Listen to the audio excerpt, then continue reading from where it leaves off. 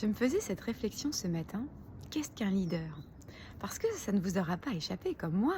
Vous voyez bien que c'est vraiment un mot qu'on voit partout, écrit partout, sur toutes les enseignes. Leader immobilier, leader de son secteur, leader agroalimentaire. Voilà.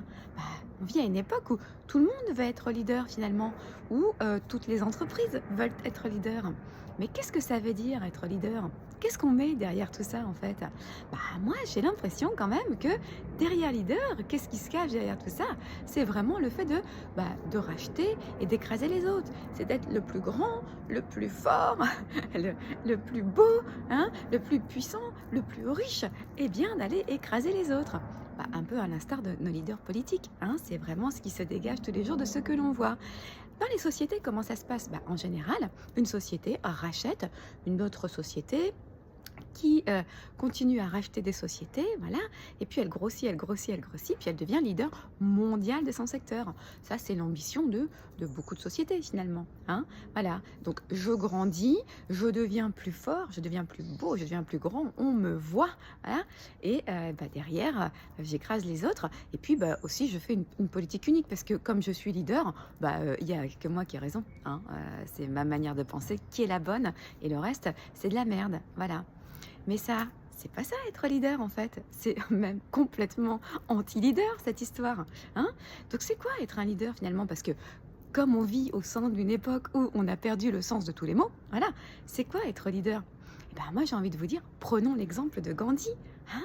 Être leader, un leader, c'est quelqu'un qui va avoir une manière de vivre, une philosophie de vivre, qui va avoir alors qu'il va avoir la même attitude finalement, que ce soit chez lui, hein, dans sa maison, avec sa famille, ou que ce soit au travail. Voilà, c'est quelqu'un qui va avoir des valeurs solides sur lesquelles il va s'appuyer, des valeurs humanistes, hein, qui va avoir vraiment ce sens du service, le sens du service aux autres, le sens du service du bien commun. Voilà, c'est ça un leader. Et il va avoir envie d'exprimer tout ça et de montrer la voie, parce que c'est quelqu'un qui est bien sûr capable d'avoir cette vision, une vision d'avenir positive, une vision d'avenir qui va être capable de partager avec les autres, et puis de communiquer cette vision.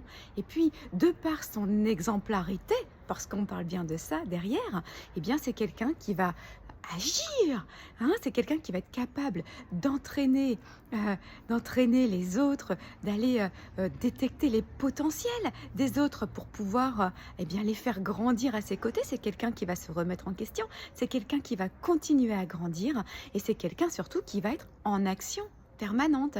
C'est pas quelqu'un qui va dire que voilà ce qu'il va falloir faire, ou c'est pas ça en fait un leader. Un leader, eh bien, c'est quelqu'un qui va agir, et c'est quelqu'un qui va montrer l'exemple, mais c'est aussi quelqu'un qui va savoir s'effacer, voilà, et passer le relais. J'espère que ceci aura pu être éclairant. En tout cas, moi, ça m'a bien éclairé ce matin dans ma réflexion. Je vous souhaite une très belle journée.